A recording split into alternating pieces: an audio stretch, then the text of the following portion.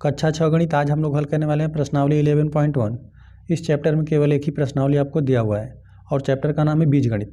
यहाँ पर हम लोग पहले प्रश्न को पढ़ते हैं। यहाँ पर दिया हुआ है तीलियों से प्रतिरूप मतलब होता है पैटर्न बनाने के लिए आवश्यक तीलियों की संख्या के लिए नियम ज्ञात कीजिए और दिया हुआ नियम लिखने के लिए एक चर का प्रयोग कीजिए। हम लोग को चर का भी प्रयोग करना है।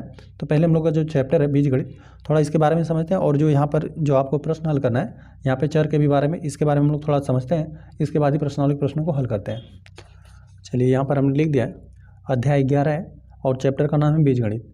और देखिए अंकगणित के भी बारे में समझते हैं। अंकगणित क्या था? गणित की वह शाखा जिसके अंतर्गत सिर्फ संख्याओं के बारे में ही हम लोग को अध्ययन करना था। गणित की वह शाखा जिसके अंतर्गत संख्याओं का अध्ययन किया जाता है, या अंग्रेजी में बोलना रहेगा तो अर्थमेटिक बोल देंगे। यहाँ पे जैसे संख्याओं का गुणा भाग आप सीखते हैं, मतलब मैक्सिमम आप संख्याओं का ही प्रयोग करते हैं। जैसे संख्याएं हम लिखना रहेगा तो 2 4 6 हो गया। यहाँ पे गुणा भाग से संबंधित आप इसमें सीखते हैं, ठीक है। अंकगणित में ज्यामिति की बात करें, ज्योमेट्री की, तो गणित की वह शाखा रहेगी जिसमें आप आकृतियों का अध्ययन करेंगे।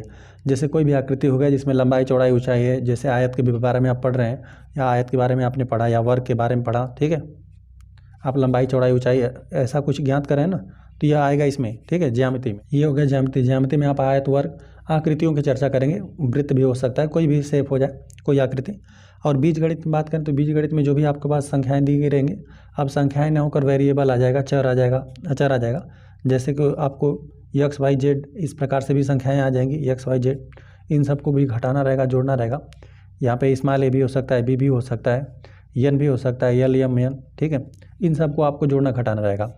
अंकगणित की बात करें तो गणित की वह शाखा जिसके अंतर्गत संख्याओं का अध्ययन किया जाता है, तो संख्याओं का अध्ययन करेंगे तो उसे अंकगणित बोल देंगे। ज्यामिति में गणित की वह शाखा रहेगी जिसके अंतर्गत आकृतियों का चर्चा किया जाता है। और बीजगणित की बात करें तो इसके बारे में अभी हम लोग अध्ययन करेंगे। कोई भी यहाँ पर लंबाई चौड़ाई या फिर ऊंचाई मान लेते हैं, कोई भी इसमें अज्ञात राशियाँ रहेंगी ना, तो उसे यहाँ पे एक्स वाई जेड इस प्रकार से, एल एम एन इस प्रकार से मानकर आप उसको हल करेंगे, ठीक है। तो इसी का उत्पत्ति के बारे में हम लोग पढ़ रहे हैं ना, बीजगणित का। यहाँ पर आपका यही चैप्टर भी है। तो इसके लिए यहाँ पर हमने माचिस के तीलियों का प्रतिरूप बनाया हुआ है, पैटर्न बनाया हुआ है। तो यहाँ पे देखिए इस प्रकार से यल बना रही है। मान लेते हैं आप माचिस के 2 तीलियाँ ले लेंगे, एक तीली को इस प्रकार से ऊर्ध्वाधर रखेंगे और एक तीली को इस प्रकार से क्षैतिज रखेंगे, तो यहाँ पे एक यल बनेगा, ठीक है। और फिर यहाँ पे एक यहाँ पे ऊर्ध्वाधर, फिर यहाँ पे 2 ऊर्ध्वाधर, मतलब एक ऊर्ध्वाधर यहाँ पे और एक यहाँ पे क्षैतिज, ऊर्ध्वाधर और क्षैतिज। तो इस प्रकार से 2 माचिस की तीलियों का यहाँ पे पैटर्न बना, ठीक है। 2 प्रतिरूप बना यल के आकार का। यहाँ पर 4 तीलियों का इस्तेमाल किया गया। यहाँ पे ऊर्ध्वाधर फिर क्षैतिज, ऊर्ध्वाधर फिर क्षैतिज, है ना। तो यल का 2 प्रतिरूप बना है ना, एक यल यह, तो एक कामा, फिर यहाँ पे 2 यल। फिर इसी प्रकार से 2 माचिस की तीलियाँ बढ़ा रहे हैं तो यहाँ पे देख रहे हैं कि एक एक यल का प्रतिरूप बढ़ जा रहा है, ठीक है। यहाँ पे 2 माचिस का तीलियों का इस्तेमाल हुआ तो एक यल का प्रतिरूप बना। प्रतिरूप की बात करेंगे तो पैटर्न आप समझ लीजिए। और माचिस की तीलियाँ 2 और बढ़ गई तो एक और यहाँ पे यल का प्रतिरूप प्राप्त हो गया, ठीक है। 2 हो गया, फिर यहाँ पर 3 हो गया। तो इससे आपको ये पता चल रहा है कि जब भी 2 माचिस की तीलियाँ बढ़ रही हैं ना, तो यल का एक एक प्रतिरूप बढ़ जा रहा है। यहाँ पे देखें तो एक यल का एक प्रतिरूप बनाने में 2 माचिस की तीलियों का इस्तेमाल किया गया है। तो यहाँ पर एक सारणी बनाया हुआ है, यहाँ पर हम लोग लिख देते हैं। यहाँ पर एक सारणी बनाए और सारणी में यहाँ पर लिखा गया है ना, बनाए गए यल की संख्या, यल को जितना आप यल बना रहे हैं उनकी संख्या क्या है, 1 है। और यहाँ पर दिया गया आवश्यक तीलियों की संख्या, यहाँ पे तीलियों की संख्या को देखिए। तो यहाँ पे यदि आप ना यल का एक प्रतिरूप बना रहे हैं, एक यल का प्रतिरूप बना, तो इसमें कितनी माचिस की तीलियाँ लग रही हैं, 1, यहाँ पे 2, एक ऊर्ध्वाधर और एक यहाँ पे क्षैतिज लग रहा है, 2 माचिस की तीलियाँ लग रही हैं। और यहाँ पे जब आपने 2 बनाया, जब यहाँ पे बनाए गए यल की संख्या जब 2 रखा तो यहाँ पे 2 माचिस की तीलियाँ और बढ़ गई, 1 2 3 4, यहाँ पे 4 लगा, ठीक है। वहीं जब यल का प्रतिरूप आपने 3 किया तो आपको यहाँ पे जो आवश्यक माचिस की तीलियाँ वो यहाँ पे 6 मिली, ठीक है। 1 2 3 4 5 6, यहाँ पे 2 2 बढ़ जा रहा है। यदि 4 आप बनाए गए यल की संख्या यदि 4 लेते हैं तो 4 के लिए यहाँ पे 2 गुना लगता, 8 हो जाता। 5 के लिए यहाँ पर 10 हो जाता। यल का प्रतिरूप यदि आप 6 बनाते तो 6 के लिए 12 हो जाता, 12 तीलियों की आवश्यकता होती। तो इसको आप किस प्रकार से लिखेंगे, देखिए हम लिखते हैं यहाँ पे आवश्यक तीलियों की संख्या। आपको यहाँ पर देखने पर इतना आइडिया लग रहा है कि यदि एक हम लोग यल बना रहे हैं ना तो उसमें 2 माचिस का तीली लगेगा, मतलब 2 गुना हो रहा है। यहाँ पे 2 बना रहे हैं, यदि 2 यल बनाना चाहते हैं यल का प्रतिरूप तो यहाँ पे 4 माचिस की तीलियाँ लगेंगी। 3 बनाना चाहते हैं तो मतलब 2 गुना लगेगा। आप जितना यल का प्रतिरूप बनाना चाहें उससे 2 गुना यहाँ पे तीलियों की आवश्यकता होगी, ठीक है। यदि 5 बनाना चाहेंगे तो 10 माचिस की तीलियों की आवश्यकता होगा। यदि आप यल का प्रतिरूप यदि 100 बनाना चाहते हैं तो 200 माचिस की तीलियों का आवश्यकता होगा, ठीक है। इसी प्रकार से 1 के लिए 2, 2 के लिए 4, इसी प्रकार से आवश्यक तीलियों की संख्या हमने लिख दिया। 2 गुणते यहाँ पे यल की संख्या, यल प्रतिरूप की संख्या, मतलब कि आप कितना यल बनाना चाहते हैं, है ना। यहाँ पे यल का प्रतिरूप आप कितना बनाना चाहते हैं, तो आवश्यक माचिस की यहाँ पे तीलियों की संख्या कितना हो जाएगा, दोगुना हो जाएगा। यदि जितना आप, यदि मान लेते हैं यल की संख्या आप 1 रखेंगे तो 1 में 2 का गुणा कर देंगे, ठीक है।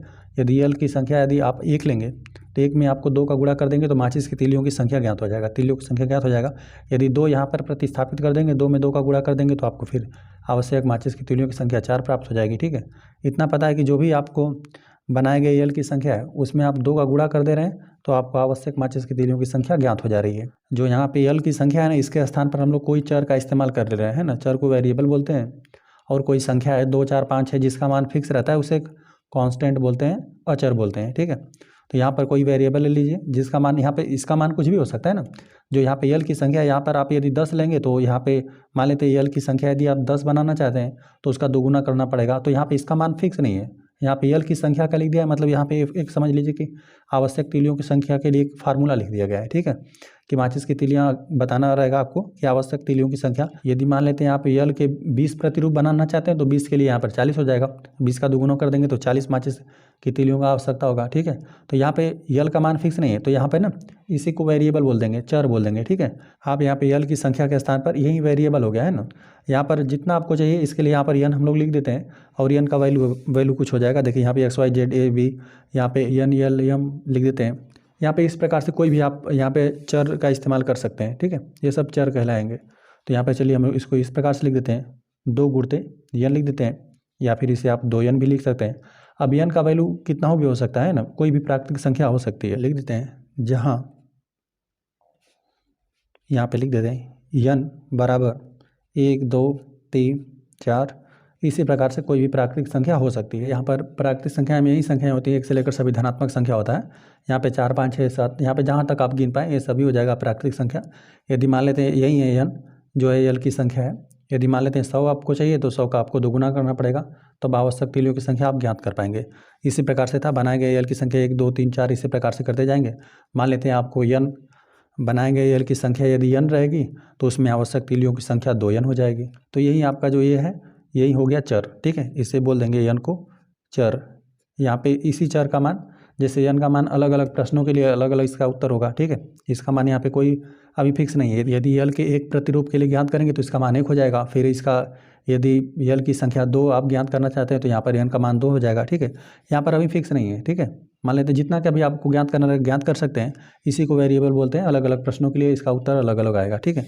और चलिए यहाँ पर हमने लिख भी दिया हुआ है कि यहाँ पे यन चर, इसे इंग्लिश में वेरिएबल बोलते हैं।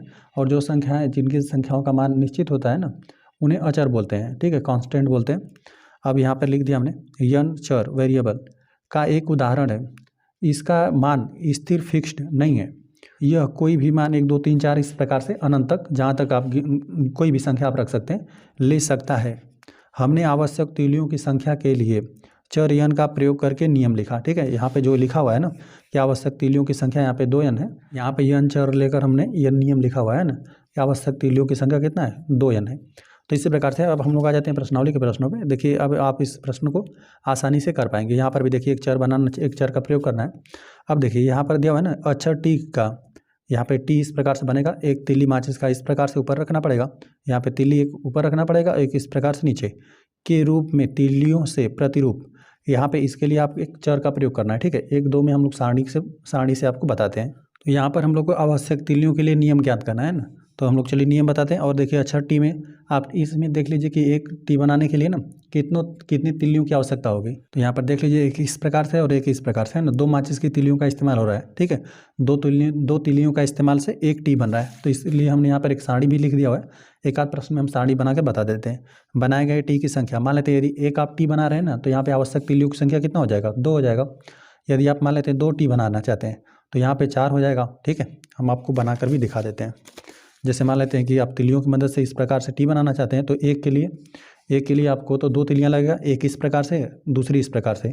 यदि मान लेते हैं 2 टी आप इस प्रकार से बनाना चाहते हैं, ठीक है, 2 टी बनाना चाहते हैं तो इसके लिए यहाँ पे एक तीलियाँ, दूसरी तीली यहाँ पर और तीसरी तीलियाँ और चौथी तीली यहाँ पे, ठीक है। तो यदि 2 टी बनाना चाहते हैं तो कुल 4 तीली लगेगा। अब इसी प्रकार समझ सकते हैं कि एक तीली बनाएंगे तो 2 है तो यहाँ पे 2 के लिए 4 हो जाएगा, 3 के लिए 6 हो जाएगा। इसी प्रकार से आपको करना है। 3 के लिए 6, यदि 4 की बात करें तो 4 के लिए यहाँ पर 8 हो जाएगा। n तो आपको 2n यहाँ पे, यदि t की संख्या हम लोग n कर दें, मतलब t बनाने की संख्या n कर दें, तो यहाँ पे 2n यहाँ पे तीलियों की आवश्यकता होगी। ठीक है, इसको भी हम लोग इस प्रकार से खींच देते हैं, नियम लिख देते हैं। यहाँ पर आवश्यक तीलियों की संख्या हो जाएगा 2n, 2 गुना लगेगा 2n, और जहाँ पर n क्या है, n आपको बताएगा कि t की संख्या है। ठीक है, कोष्टक में यहाँ पे लिखना रहेगा तो हम लोग लिख देते हैं n जो है, n बराबर यहाँ पे t की संख्या है। आपको जितना t चाहिए मान लेते हैं, यदि n का वैल्यू 1 रखेंगे तो आपको ये बता देगा कि आवश्यक तीलियों की संख्या कितना है। n के स्थान पर 1 रखेंगे और n का हम लोग मान लिख देते हैं, जहाँ n का मान कोई भी वेरिएबल हो सकता है, n बराबर कोई प्राकृतिक संख्या हो सकता है, 1 2 3 4, इसी प्रकार से अनंत तक आप चलते जाएंगे। मतलब कोई भी, यदि मान लेते हैं 20t की आवश्यकता है, 20t प्रतिरूप का आवश्यकता है, तो 20 में 2 का गुणा करना पड़ेगा, 20 दूना 40 तीलियों की आवश्यकता होगी। इस प्रश्न में आप लोग को इसी प्रकार से करना है। यही है आवश्यक तीलियों के लिए नियम, हमने यही लिखा, 2n निकल कर आया। n है जो बताएगा कि कितना आपको t चाहिए, यहाँ पर हमने लिख दिया हुआ t की संख्या, और n का मान इसमें से कोई हो सकता है, 1 2 3, यहाँ पर 1 से लेकर कोई भी धनात्मक संख्या हो सकता है। चलिए अब हम लोग आ जाते हैं बी वाले प्रश्न पे। देखिए बी वाले प्रश्न में आपको दिया अक्षर जेड का यहाँ पे इस प्रकार से तीलियों से प्रतिरूप बना रहा है। तो यहाँ पे देख लीजिए, यहाँ पे कितने तीलियाँ लग रही हैं, 1 2 3, कुल यहाँ पे 3 तीलियाँ लग रही हैं। तो यहाँ पे इसके लिए 3n नियम हो जाएगा, जहाँ पर n बताएगा बनाए गए जेड का प्रतिरूप, और n का मान कुछ भी हो सकता है, 1 से लेकर कोई भी धनात्मक संख्या हो सकता है। तो यहाँ पर इसी प्रकार से हमने एक को आपको बता दिया। चलिए एक आधा और हम बता देते हैं। चलिए इस प्रकार हमने एक सारणी बना दिया, बनाए गए जेड की संख्या हम लोग लिखते हैं। यदि एक जेड बनाना चाहते हैं तो उसमें देखिए 1 2 और 3, यहाँ पे 3 माचिस की तीलियाँ लगेंगी या 3 तीलियाँ लगेंगी, इस प्रकार से भी कह सकते हैं, 3 तीलियाँ लगेंगी। यदि 2 बनाना चाहते हैं तो अब इसी से आपको आइडिया लगेगा कि 3 3 6 हो जाए, मतलब यहाँ पे 3 3 6, क्योंकि एक में 3 लग रहा है तो दूसरे में भी आपको 3 जोड़ना पड़ेगा। ठीक है, जैसे जेड बनाइए, यहाँ पे एक यदि हम लोग जेड बनाएंगे तो यहाँ पे 3 यहाँ पे तीलियाँ लगेंगी, और यदि यहाँ हम लोग 2 जेड बनाए ना इस प्रकार से, तो एक यहाँ पे 2, यहाँ पे 3 इसमें, और 1 2 3 3 3 6 हो जाएगा। इसी प्रकार से तीसरे वाले में 9 हो जाएगा। यहाँ पे लिख देते हैं, यदि 3 आप जेड बनाना चाहते हैं, 3 जेड का प्रतिरूप बनाना चाहते हैं, तो इसमें तीलियों की आवश्यकता, यहाँ पे 3 3 लग रहा है, 3 3 9 हो जाएगा। इसी में गुणा कर दीजिए, ये जो 1 है ना, 1 में 3 का गुणा कर दिया जाए, क्योंकि यदि 1 जेड का प्रतिरूप बनाना चाहते हैं तो उसमें 3 तीलियाँ लग रही हैं। ठीक है, यदि 4 तो 4 में आप 3 का गुणा कर दीजिए, 4 3 12, 5 यहाँ पे 5 3 15। ठीक है, यदि 6 बनाना चाहते हैं, 6 3 18, यदि 7 बनाना चाहते हैं तो 7 3 21। ठीक है, इसी प्रकार से आपको डॉट डॉट कर देना है। और मान लेते हैं यदि यही है बनाए गए जेड की संख्या, यदि आप बनाए गए जेड की संख्या n रखना चाहते हैं तो n के लिए आपको 3n लगेगा, इसमें 3 गुना आपको करना पड़ेगा। ठीक है, तो यहाँ पर लिख दीजिए आवश्यक, यहाँ पर हम लोग एक वेरिएबल, एक चर हम लोग बना रहे हैं n कोई। ठीक है, आवश्यक तीलियों की संख्या के लिए आपको नियम मिलेगा,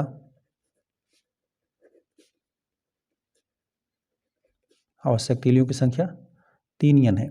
जहाँ पर n क्या है, यहाँ पर लिख देते हैं n बराबर यहाँ पर जेड की संख्या है, जेड की संख्या है, मतलब आपको जितना चाहिए। यदि आप मान लेते हैं 10 जेड का ज्ञात करना चाहते हैं कि 10 जेड में कितना तीली लगेगा, तो यहाँ पर 10 प्रतिस्थापित कर दीजिए, 10 में 3 का गुणा कर देंगे, 10 30 हो जाएगा। 30 तीलियों का आवश्यकता होगा यदि 10 जेड आप बनाना चाहते हैं। ठीक है, तो यहाँ पे n क्या है, जेड की संख्या है, और n का मान यहाँ पे लिख देते हैं, जहाँ यहाँ पे जो n बराबर है, यहाँ पर आपको लिखना होगा कि n क्या है। ठीक है, n बराबर हम लोग लिख देते हैं 1 2 3 4, इस प्रकार से कोई भी प्राकृतिक संख्या हो सकता है। बस आपको इसी प्रकार से करना है। आवश्यक तीलियों की संख्या का यहाँ पे जो नियम बना 3n बना। ठीक है, जहाँ पर n क्या है, जेड की संख्या है, और यहाँ पे n का वैल्यू की बात करें तो यहाँ पे ये कोई भी हो सकता है। यहाँ पे n जो है एक वेरिएबल है, चर है। चलिए यहाँ पर ये हो गया बी वाला। अब आपको इतना प्रैक्टिस हो गया कि आप देख कर भी बता देंगे। ठीक है, देखिए इसमें 1 2 3 तीली लग रहा है, तो इसका नियम क्या हो जाएगा, 3n हो जाएगा। अब n क्या है, n का वैल्यू 1 2 1, मतलब कोई प्राकृतिक संख्या हो सकता है, जहाँ पे n क्या है, u का प्रतिरूप है। ठीक है, u के प्रतिरूपों की संख्या है। ठीक है, यहाँ पे n, और n का मान की बात करेंगे तो क्या क्या हम लोग वेरिएबल प्रतिस्थापित कर सकते हैं, 1 से लेकर कोई धनात्मक संख्या। यहाँ पे 3 है, यहाँ पे 2 लग रहा है, तो यहाँ पे 2n हो जाएगा फार्मूला। और यहाँ पे देख रहे हैं 1 2 3 4 5, तो यहाँ पर हो जाएगा 5 n हो जाएगा।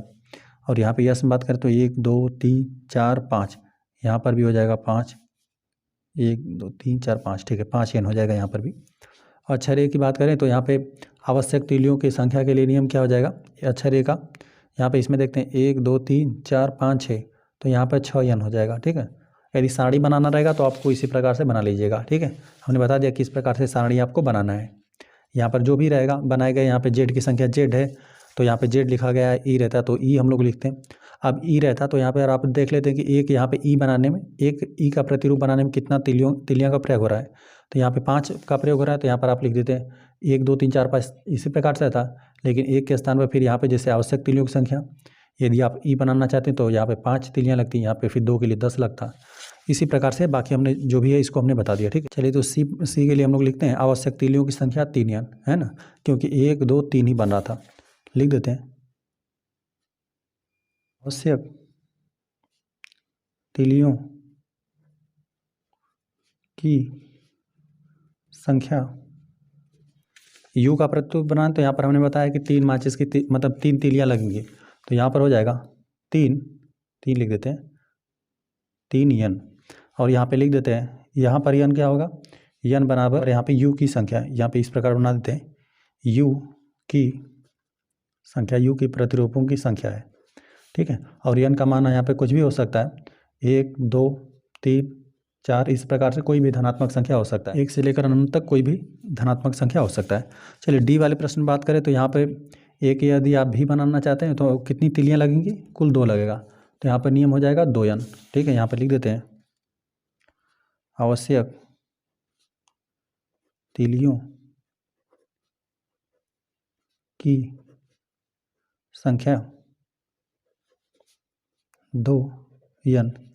n की बात करें तो यहाँ पर बताएगा यह n भी की संख्या, और n का मान जहाँ करके लिखते हैं, जहाँ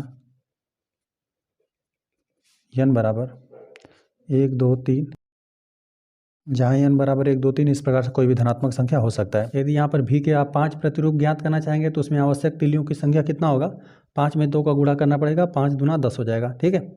जो भी रहेगा 2 गुना आप कर देंगे, ये हो गया। चलिए ई वाले प्रश्न पर आ जाते हैं। ई वाले प्रश्न में हम लोग को दिया था यहाँ पे ई ही बनाना है, ठीक है।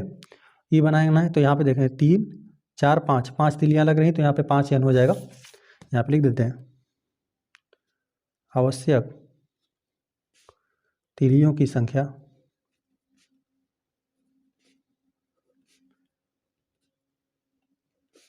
यहाँ पर हो जाएगा 5 n, जहाँ यहाँ n की बात करें तो यही रहेगा 1 2 3, इसी प्रकार से कोई भी धनात्मक संख्या हो सकता है। और यहाँ पे n की बात करें तो यहाँ पे n ई बना रहा था ना, तो यहाँ पे ई बना देते हैं, इस प्रकार से ई है, यहाँ पे n बराबर ई की संख्या, यहाँ पर 1, यहाँ पर 2, यहाँ पे 3, यहाँ पे 4, यहाँ पे 5, ई की संख्या बताएगा, ठीक है। ये हो गया। चलिए यफ में आ जाते हैं। यफ में दे दिया गया आपको यस बनाना है, तो यहाँ पे यस में देखते हैं कितनी तिलियाँ लगेंगी, तो यहाँ पर हमने बताया भी 5 लगेगा, 1 2 3 4 5, तो यहाँ पर लिख देते हैं, यहाँ पर यफ में आवश्यक तिलियों की संख्या यहाँ पर भी था 5 n। यदि एक यस बनाना चाहते हैं तो आपको 5 तिलियाँ लगेंगी, फिर आप गुणा कर दीजिए। यदि 10 का भी ज्ञात करना है 10 5 50 हो जाएगा, 50 तिलियाँ लगेंगी। यदि आप 10 यहाँ पे लिख देते हैं, n है क्या, यहाँ पे यस है, n बराबर यस की संख्या है, जिसको यहाँ पे 5 तिलियों की मदद से बनाया था। जहाँ आप चाहें तो सारणी बनाकर भी बता सकते हैं, ठीक है।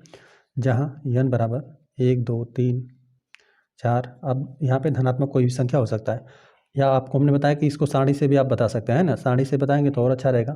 बाकी 2 प्रश्नों में, ए और बी प्रश्नों में हमने सारणी बनाकर भी आपको बताया, ठीक है। आ जाते हैं जी वाले प्रश्न पे। तो जी वाले प्रश्न में आपको ए बनाना है, तो ए के लिए देख लेते हैं, यहाँ पे 1 2 3 4 5 6, यहाँ पे 6 तिलियों का आवश्यकता हो रहा है, ठीक है। यदि ए का प्रतिरूप बनाना चाहते हैं, मतलब एक पैटर्न बनाना चाहते हैं ए का, तो कुल 6 तिलियाँ लग रही हैं, तो यहाँ पर हम लोग लिख देते हैं आवश्यक तीलियों की संख्या बराबर 6n, जहाँ n का वैल्यू 1, 2, 3 कोई धनात्मक संख्या हो सकता है। और यहाँ पे n बराबर लिख देते हैं, a बना रहा था, a की संख्या। यदि आप एक a बनाना चाहते हैं तो 6 माचिस का 6 तीली लगेगा। यदि 2 बनाएंगे, 2 में 6 का गुणा कर देंगे 12 हो जाएगा, 12 तीलियाँ लगेगा। 3 बनाना चाहते हैं, 3 6 18 तीली लगेगा। तो इसी प्रकार से था। पहले प्रश्न में आपको पैटर्न बनाने के दिया था, आकृति आपको दे दिया गया था। आकृति मतलब यहाँ पर चिन्ह आपको दिया था कि ABCD इस प्रकार से बनाना था। उसमें जो भी आवश्यक तीलियाँ हैं उसके लिए आपको नियम लिखना था, है ना। आवश्यक तीलियों के लिए संख्या के लिए नियम लिखना है। तो यहाँ पर हमने नियम लिखकर आपको बताया, ठीक है, जो कि यही आपको मिला था 6n इसके लिए नियम मिला आवश्यक तीलियों की संख्या के लिए। यदि a आप बनाना चाहते हैं तो यहाँ पे यह नियम मिला, फिर यहाँ पर इसी प्रकार से मिला। चलिए आ जाते हम लोग प्रश्न नंबर 2 पे। प्रश्न नंबर 2 दे दिया गया है ना, हम अक्षर L, C और F के प्रतिरूपों के लिए नियमों को पहले से जानते हैं, ठीक है, पहले से जानते हैं।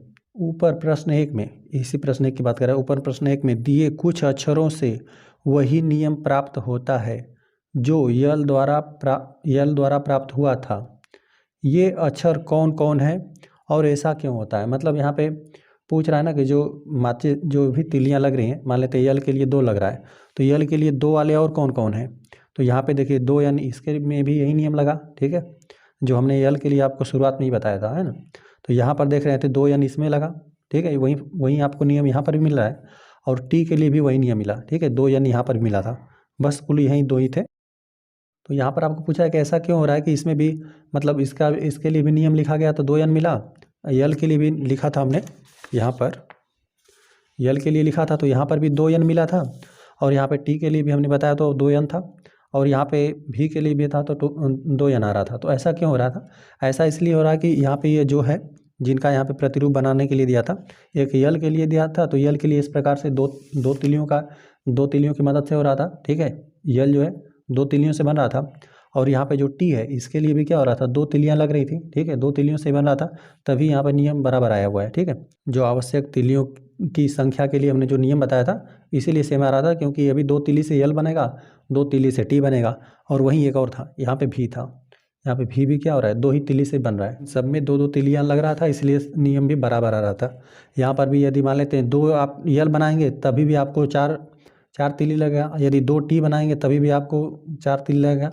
यदि 2 भी बनाएंगे तभी भी आपको 4 ही लगेगा, मतलब बराबर लगेगा। यदि आप 6 बनाएंगे इसको तो मतलब 6 यदि यल बनाएंगे तो आपको 12 तिली लगेगा, इसमें भी 12 तिली, इसमें भी 12 तिली, यदि 6 संख्या बनाएंगे तो। यदि एक बना रहे हैं आप, एक यल बनाने में कितना तिली का आवश्यकता होगा, तो 2, इसमें भी 2, और यहाँ पर भी बनाएंगे तभी भी 2 लगेगा, और फिर यहाँ पर n लगा दीजिए, ठीक है, तभी यहाँ पर बराबर आया था, है ना, क्योंकि 2 तिलियाँ लग रही थी, बस इतना सिंपल बात है। तो यहाँ पर प्रश्न में दिया था ना कि ऊपर प्रश्न 1 में दिए गए कुछ अक्षरों से वही नियम प्राप्त होता है जो यल द्वारा प्राप्त होता है। यल द्वारा नियम यही प्राप्त हमें हुआ था। और यहाँ पे ये अक्षर कौन कौन है यही बताना है, कौन कौन सा है, तो कौन कौन सा है, यहाँ पे एक टी है और एक भी है, यही हम लोग को बताना है। तो यहाँ पे टी के लिए कौन सा है, यहाँ पर ए है, ठीक है, ए हम लोग बता देंगे, ए में है। और यहाँ पे भी के लिए ये डी है, ठीक है, ए और डी में मिल रहा है। ये कौन कौन है हम बता देंगे कि ए वाला था और ये डी वाला था, ठीक है। ए में जो यहाँ पे अक्षर दिया गया था टी, और जो डी में अक्षर दिया गया था भी, यह है। और ऐसा क्यों हो रहा है, क्योंकि यहाँ पे 2 तिलियों का इस्तेमाल हो रहा है, ठीक है। मतलब यदि टी बनाए चाहे भी बनाए चाहे यल बनाए, इसमें 2 तिलियाँ लग रही हैं। ए से अक्षर ए है, ए में टी दिया था, और यहाँ पे आपको भी दिया था जो कि डी में है। और ऐसा हो क्यों रहा था, क्योंकि प्रत्येक में 2 तिलियों की संख्या 2 थी, इसीलिए हो रहा था। यहाँ पे लिख देते हैं, प्रत्येक में तिलियों की संख्या 2 है। हम लोग को बताना था कि जो यल के लिए नियम था वहाँ पे यहाँ पे किस किस अक्षर के लिए वह नियम मिला, ठीक है। तो यहाँ पे एक यल के लिए मिला था, मतलब यल तो बनाना था, जो यल का नियम था वो किसके साथ मैच किया, और अक्षरों के साथ, तो टी के साथ मैच किया था और भी के साथ मैच किया था। तो टी था ए वाले में और यहाँ पे भी था डी वाले में। तो यही हमने लिख दिया कि इसका जो नियम था यल वाले का वह टी का था, जो कि यहाँ पर ए में आपको दिया था, ए और डी के साथ मैच किया। और ऐसा क्यों हुआ था ये भी हम लोग को पूछा था, क्यों नियम मिल रहा है। तो यहाँ पर प्रत्येक में 2-2 तीली था इसीलिए हो रहा था, ठीक है, 2-2 तीलियाँ थी इसीलिए हो रहा था। यहाँ पर लिख दिया प्रत्येक में तीलियों की संख्या 2 है। तो इस प्रकार से दूसरा प्रश्न भी हल हो गया। आ जाते हैं प्रश्न नंबर 3 पे। प्रश्न नंबर 3 में दिया जाएगा किसी परेड में कैडेट्स मार्च कर रहे हैं, एक पंक्ति में 5 कैडेट हैं। यदि पंक्तियों की संख्या ज्ञात हो तो कैडेटों की संख्या प्राप्त करने के लिए क्या नियम है। यहाँ पे कैडेटों की संख्या प्राप्त करने के लिए क्या नियम है, यही हमें बताना है। यहाँ पे दिया कि पंक्तियों की संख्या के लिए यन का प्रयोग कीजिए, हमें वेरिएबल बनाना है ना। तो चलिए हम लोग बनाते हैं और इसको हम लोग सारणी की मदद से हल करेंगे, ठीक है। तो यहाँ पर हमने एक सारणी बना दिया है, आप उस तरह से भी चाहें तो हल कर सकते थे, क्योंकि एक पंक्ति में यहाँ पर 5 यन हो जाएगा। आप चाहें तो इसको इसी प्रकार से भी हल कर सकते थे। बाकी हमने यहाँ पर लिख दिया कि देखिए एक पंक्ति में यहाँ पर दिया ना, एक पंक्ति में 5 कैंडिडेट आ रहा है, ठीक है। तो यहाँ पर सारणी हमने बना दिया, यहाँ पर ऊपर में लिख दीजिए पंक्ति, ठीक है, ऊपर हमने लिख दिया पंक्ति और नीचे लिख दीजिए कैडेट्स की संख्या, लिख देते हैं कैडेटों लिखा हुआ है, चलिए उसी प्रकार से लिख देते हैं कैडेटों की संख्या। यहाँ पर दिया हुआ है कि एक पंक्ति रहेगा तो उसमें कितने कैडेटों की संख्या है, 5। तो यहाँ पे लिख देते हैं पंक्ति की संख्या यदि 1 रहेगा तो उसमें 5। इसी प्रकार से आप समझ लीजिए कि 2 है तो 10, जो भी पंक्ति रहेगी उसमें 5 का गुणा कर दीजिए, ठीक है। यदि 1 है तो उसमें 5, तो 2 है तो 10, यही इसी प्रकार से 3 है तो 3 5 15, इसी प्रकार से, और 4 है तो 4 5 20, ठीक है। मतलब एक पंक्ति रहेगा तो उसमें 5 5 है तो बस 5 का गुणा कर दीजिए। जितना भी आप पंक्ति लिखें, 5 लिख रहे हैं तो 5 का फिर गुणा कर दीजिए, इसमें भी 5 5 25, ठीक है, लिख देते हैं 25। इसी प्रकार से यदि आप मान लेते हैं, अब यन के लिए हमें बताना है, मान लेते हैं पंक्तियों की संख्या यन रहेगी तो उसमें 5 का गुणा करना पड़ेगा, 5 यन हो जाएगा उसमें कैडेटों की संख्या, ठीक है। जितना भी रहेगा उसका 5 गुना रहेगा। तो लिख देते हैं कैडेटों की संख्या, कैडेटों की संख्या बराबर हो जाएगा यही 5 यन आपको प्राप्त हुआ। अब यन का हम लोग यहाँ पे लिख भी देते हैं, जहाँ यन क्या है, कोई प्राकृतिक संख्या हो सकती है, 1 2 3 4 इसी प्रकार से अनंत तक। और यहाँ पर हम लोग लिख भी देते हैं कि यन है क्या, यन बराबर पंक्ति, कितनी पंक्ति में आप बताना चाहते हैं, ठीक है। यदि पंक्ति में एक पंक्ति की बात करें तो यहाँ पे 1 में गुणा कर देंगे 5 का, 5 यहाँ पे कैडेटों की संख्या ज्ञात हो जाएगा। यदि दो पंक्ति का ज्ञात करना चाहते हैं तो 2 यहाँ पर प्रतिस्थापित कर देंगे, 2 5 10 हो जाएगा कैडेटों की संख्या। तो यही हम लोग को बताना था, कैडेटों की संख्या, तो यही हो जाएगा इसका नियम। कैडेटों की संख्या का नियम आपको 5 यन प्राप्त हुआ, ठीक है, यही है। और यन हमने बता दिया, यन जहाँ पर पंक्ति है और इसका वैल्यू 1 से लेकर कोई धनात्मक संख्या हो सकता है। चलिए आ जाते हैं हम लोग प्रश्न नंबर 4 पे। प्रश्न नंबर 4 दिया कि एक पेटी में 50 आम है, आप पेटियों की संख्या के पदों में आमों की कुल संख्या को किस प्रकार लिखेंगे। यहाँ पे लिया हुआ है ना, पेटियों की संख्या के लिए यहाँ पे बी का प्रयोग करना है, ठीक है। जहाँ पर यन प्रयोग कर देते हैं ना, अब आप बी का प्रयोग करेंगे। अब देखिए यहाँ पर पहले दे दिया कि एक पेटी में कितना है, 50 आम है, 2 पेटी में कितना हो जाएगा, 100 आम हो जाएगा। इसी प्रकार से यदि सारणी बनाना रहेगा, चलिए सारणी बनाकर भी हम आपको बताते हैं। चलिए तो इस प्रकार से हमने एक सारणी बना लिया और यहाँ पर देखिए आपको दे दिया गया था ना कि एक पेटी में 50 आम है, बस यहाँ पर इतना का ध्यान रखेंगे, आप आमों की कुल संख्या ज्ञात कर देंगे, ठीक है। यहाँ पे लिख देते हैं एक पेटी, यहाँ पर ऊपर हम लोग पेटी लिख देते हैं, पेटी, और नीचे लिख देंगे आमों की संख्या, ठीक है। आपको पता है कि यदि पेटी की संख्या 1 रहेगा तो उसमें कुल कितने आम, 50 आम। उसी प्रकार से 2 पेटी रहेगा तो एक पेटी में 50, तो 2 पेटी में यहाँ पे 2 गुना कर दीजिए, 50 दूना 100 हो जाएगा। 3 पेटी रहेगा तो 150, 4 पेटी रहेगा तो 200, 5 पेटी रहेगा तो 250, और 6 पेटी रहेगा तो 6 5 30 हो जाएगा, 300 हो जाएगा, ठीक है। तो यहाँ पे यदि यन, अब इसी प्रकार से हम लोग यन की बात करें, यदि पेटियों की संख्या यन करेंगे तो यहाँ पे 50 गुना करना है आपको, तो यहाँ पर ये हो जाएगा 50 यन, तो यहीं लिख दीजिए आमों की संख्या 50 यन हो जाएगा, ठीक है, सिंपल है। यदि पेटी की संख्या 1 है तो उसमें 50 आम है, ठीक है। 2 है तो यहाँ पे 2 गुना कर, मतलब 2 गुना नहीं करना है, यहाँ पे 50 का गुणा करना है, ठीक है। 2 में 50 का गुणा कर देंगे 100। फिर यहाँ पे 3 है, 3 में आपको पहले ही प्रश्न में दे दिया है ना कि एक पेटी में 50 आम आ रहा था, आपको प्रश्न दिया था कि एक पेटी में कितना 50 आम आ रहा है। तो यहाँ पे जो भी है, यदि 2 की बात कर रहा है तो 2 में फिर 50 का गुणा कर दीजिए, 3 में भी 50 का गुणा कर देंगे। इसी प्रकार से हमने गुणा करके ज्ञात किया। यन की बात करेंगे, आमों की संख्या ज्ञात करना है, तो यहाँ पे लिख देते हैं आमों की संख्या बराबर, यहाँ पर हो जाएगा 50, नहीं यहाँ पे यन नहीं, हमें इसके लिए बी इस्तेमाल करना था ना, पेटियों की संख्या के लिए हमें बी इस्तेमाल करना था, तो यहाँ पर हम लोग बी इस्तेमाल करते हैं ना, स्मॉल बी इस्तेमाल करना था। चलिए यहाँ पर हम बी बना देते हैं, तो यहाँ पे 50 भी हो गया, ठीक है, 50 भी हो गया। और बी हम लोग लिख देते हैं यहाँ पे बी बराबर पेटियों की संख्या लिख देते हैं, पेटियों की संख्या। और बी का वैल्यू कुछ भी हो सकता है, 1 से लेकर धनात्मक कोई भी, 1 2 3 4 इस प्रकार से कोई भी धनात्मक हो सकता है। तो यहाँ पे आमों की संख्या के लिए जो नियम निकला वो कितना है, 50 बी है। जो बी, जहाँ पर बी कितना है, पेटियों की संख्या है। अब बी का मान यदि 1 रखेंगे तो आप 1 में 50 से गुणा कर देंगे तो आमों की संख्या 50 ज्ञात हो जाएगी। यदि यहाँ पर 2 प्रतिस्थापित कर देंगे तो 50 में 2 का गुणा कर देंगे तो 100 ज्ञात हो जाएगा। इसी प्रकार से आपको नियम यही मिला, आमों की संख्या ज्ञात करना है तो नियम यही, आमों की संख्या बराबर 50 बी, जहाँ पर बी है पेटियों की संख्या। यदि 100 पेटी का ज्ञात करना है तो 100 में आपको 50 का गुणा करना पड़ेगा। यदि 10 पेटी का ज्ञात करना है तो यहाँ पे 10 में 50 का गुणा कर देंगे तो आमों की संख्या ज्ञात कर देंगे। आ जाते हैं प्रश्न नंबर 5 में। प्रश्न नंबर 5 दे देगा, शिक्षक प्रत्येक विद्यार्थी को 5 पेंसिल देता है। देखिए अब इतना से ही आप बता पाएंगे सारणी में। यहाँ पे हम लोग पहले में विद्यार्थी लिखेंगे, मतलब यहाँ पे शिक्षक प्रत्येक विद्यार्थी को, मतलब यदि विद्यार्थी की संख्या 1 रहेगी तो उसको कितना पेंसिल मिलेगा, 5 मिलेगा। 2 विद्यार्थी रहेगा तो कितना, 10 पेंसिल मिलेगा। यही है, विद्यार्थियों की संख्या ज्ञात होने पर क्या आप कुछ वांछित पेंसिलों की संख्या बता सकते हैं। यहाँ पे विद्यार्थियों की संख्या के लिए स्मॉल यस का प्रयोग करना है, ठीक है। तो चलिए हम लोग यस का प्रयोग कर देते हैं।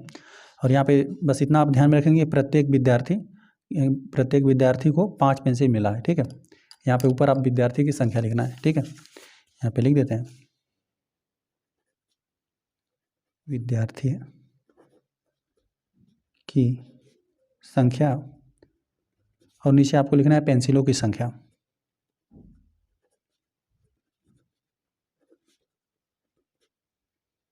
ठीक है।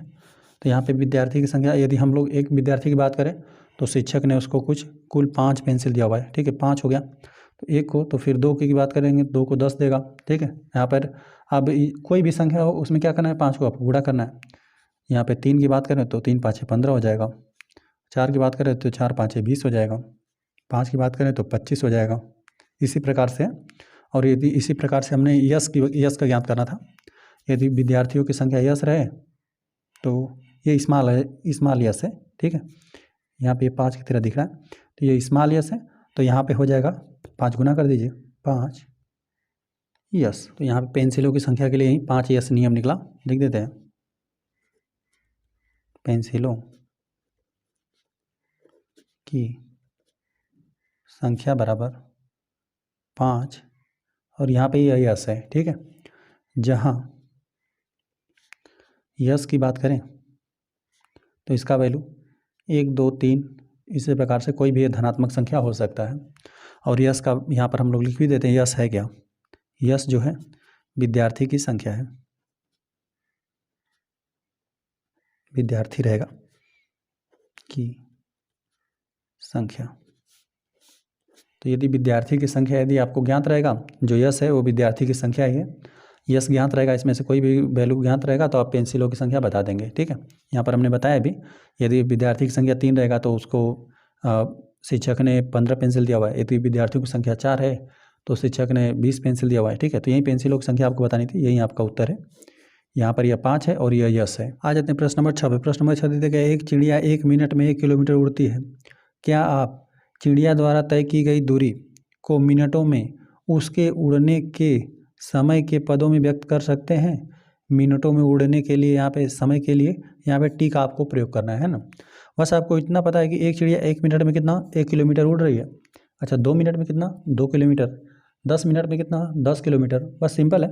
यहाँ पे जितना, मतलब इन दोनों का वैल्यू सेम ही रहेगा, है ना। यदि 10 किलोमीटर मतलब 10 मिनट यदि समय ले रहा है तो 10 किलोमीटर उड़ेगी, ठीक है चिड़िया। तो बस दोनों का वैल्यू सेम है। तो यहाँ पर एक में हम लोग लिखेंगे चिड़िया द्वारा उड़ने में लगा समय, एक में चिड़िया द्वारा उड़ने में लगा समय, और एक में लिखेंगे चिड़िया द्वारा तय की गई दूरी, ठीक है। यही आपको लिखना है। तो इस प्रकार से हमने सारणी भी बना दिया हुआ है। यहाँ पे लिख देते हैं चिड़िया द्वारा, चिड़िया रहेगा, चिड़िया द्वारा उड़ने में लगा समय, चिड़िया द्वारा उड़ने में लगा समय जो कि है मिनट में, ठीक है। और यहाँ पे लिख देते हैं तय की गई दूरी, चिड़िया की हम लोग बात कर रहे हैं। तय की गई दूरी जो कि 1 किलोमीटर में। ठीक है, चलिए यहाँ पे लिख देते हैं, किलोमीटर में दूरी तय करिए। ठीक है, यदि 1 मिनट में बात करें तो 1 किलोमीटर तय करिए। ठीक है, यदि 2 मिनट में बात करें तो 2 किलोमीटर, 3 मिनट में बात करें तो 3 किलोमीटर, 4 मिनट में, यहाँ पे समय मिनट में लग रहा है, तय करिए यहाँ पे किलोमीटर में। 1 मिनट में हम लोग को दिया था 1 किलोमीटर, उसी प्रकार से जितना भी मिनट रहेगा उतना किलोमीटर तय करेगी। ठीक है, 4 मिनट की बात करें तो 4 किलोमीटर, 5 मिनट की बात करें तो 5 किलोमीटर, 6 मिनट की बात करें तो 6 किलोमीटर। इसी प्रकार से आपको टी से दर्शाना था ना, चिड़िया द्वारा उड़ने में जो लगा समय है उसको टी से दर्शाना है। तो यदि यहाँ पे टी मिनट समय लगा तो यहाँ पे कितना किलोमीटर, टी किलोमीटर। ठीक है, इतना दूरी भी कितना हो जाएगी, चिड़िया द्वारा तय की गई दूरी भी टी किलोमीटर होगी। ठीक है, तो यहाँ पे लिख देते हैं तय की गई दूरी, तय चिड़िया द्वारा, लिखते हैं पूरी बात, चिड़िया द्वारा भी रहेगा, तय की गई दूरी बराबर, यहाँ पे हो जाएगी टी, चिड़िया द्वारा तय की गई दूरी हो जाएगी टी किलोमीटर। ठीक है, और यहाँ पर टी एक चर है, इसका मान कोई भी यहाँ पे धनात्मक पूर्णांक हो सकता है, मतलब परिमेय संख्या हो सकता है, 1 2 3 4, इस प्रकार से अनंत तक कोई भी हो सकता है। जहाँ लिख देते हैं, जहाँ टी बराबर 1 2 3 4, इस प्रकार से कोई भी प्राकृतिक संख्या हो सकता है। और यहाँ पर टी का हम लोग लिख भी देते हैं कि टी है क्या, टी है क्या, लिख देते हैं टी बराबर चिड़िया द्वारा उड़ने में लगा समय, लिखते हैं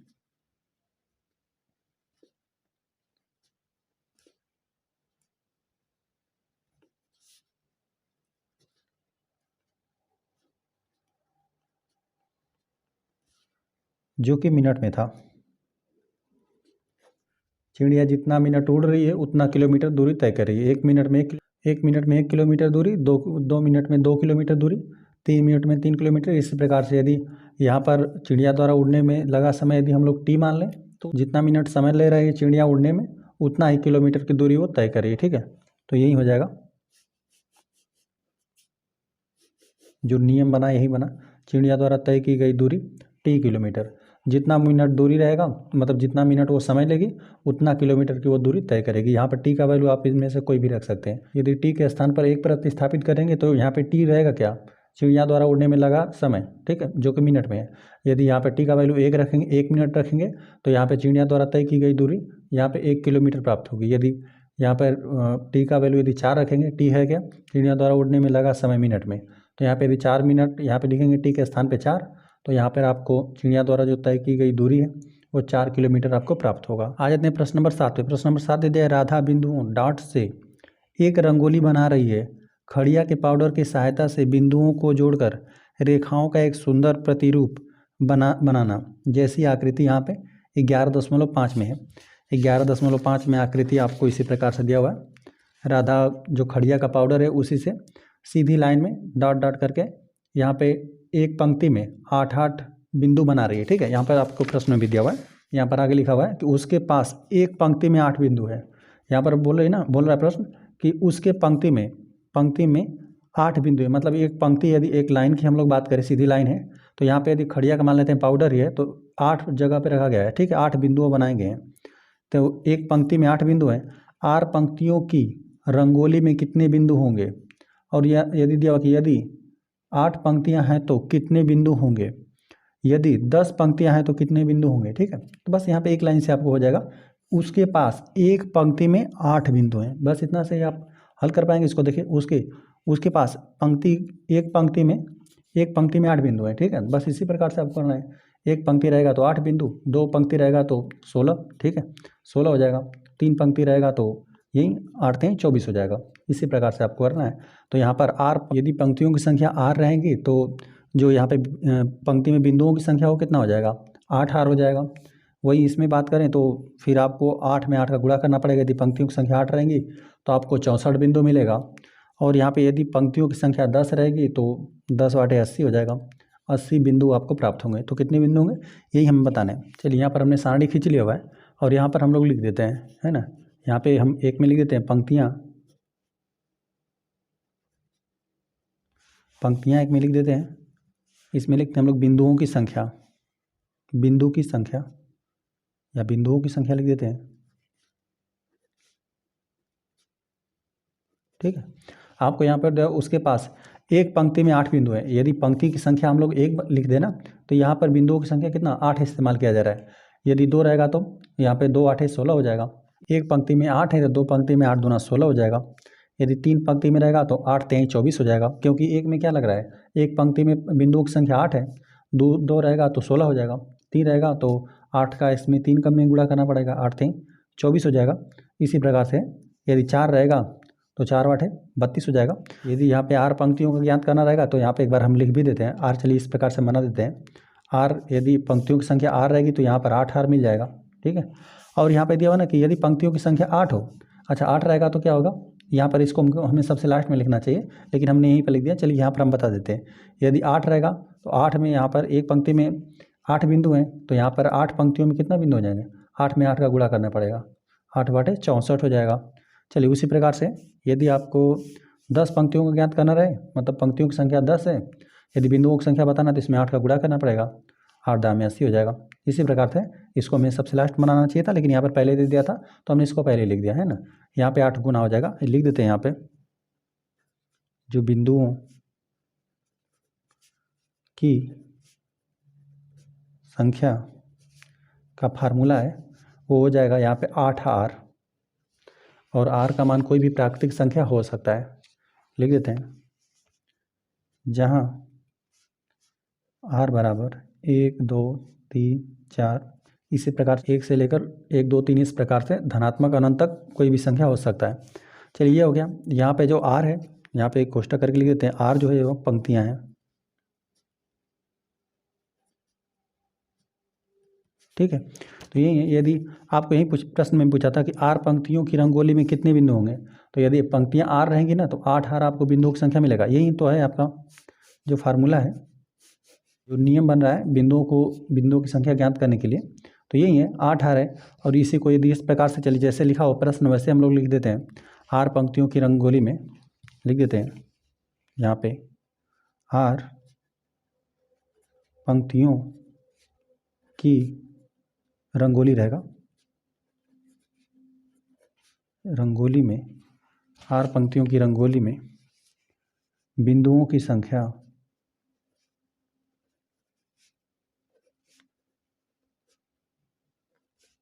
8 R रहेगी या होगी। चलिए रहेगी लिख देते हैं, ठीक है। कोई भी यहाँ पर हमने देखा कि यदि पंक्ति 1 है तो उसमें 8 बिंदु है, यदि 2 मतलब यहाँ पे इतने से ही आपको पता चल गया ना कि 8 गुना आपको करना है, ठीक है। एक पंक्ति में 8 बिंदु, तो यहाँ पे यदि पंक्तियों की संख्या मतलब पंक्तियों की संख्या R है तो यहाँ पे 8 का गुणा करना पड़ेगा, 8 गुना हो जाएगा बिंदुओं की संख्या। इसमें यहाँ पे 8 R बिंदुओं की संख्या का इस्तेमाल किया जाएगा। चलिए और यहाँ पे प्रश्न में जो आपका पूछा था ना उसको भी हम लोग यहाँ पे लिख देते हैं। यदि पंक्तियों की संख्या 8 रहे तो यहाँ पर आपको बिंदुओं की संख्या कितना प्राप्त होगा, 64 प्राप्त होगा। यहीं पर आप फार्मूले में चाहें तो रख सकते हैं, प्रतिस्थापित कर देते हैं। चलिए यहाँ पर हम लोग लिख देते हैं R का वैल्यू आपको दिया हुआ है कितना, 8।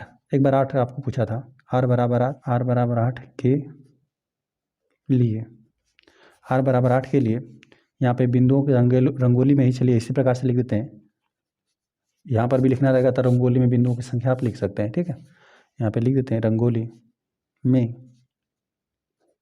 बिंदुओं की संख्या बराबर, यहाँ पे R के स्थान पर आपको 8 प्रतिस्थापित करना है, बाकी हमने हल करके आपको दिखा दिया है सारणी में। यहाँ पे लिख देते हैं 8 और यहाँ पे R के स्थान पर भी 8 में 8 का गुणा कर देंगे तो आपको 64 प्राप्त होगा, ठीक है।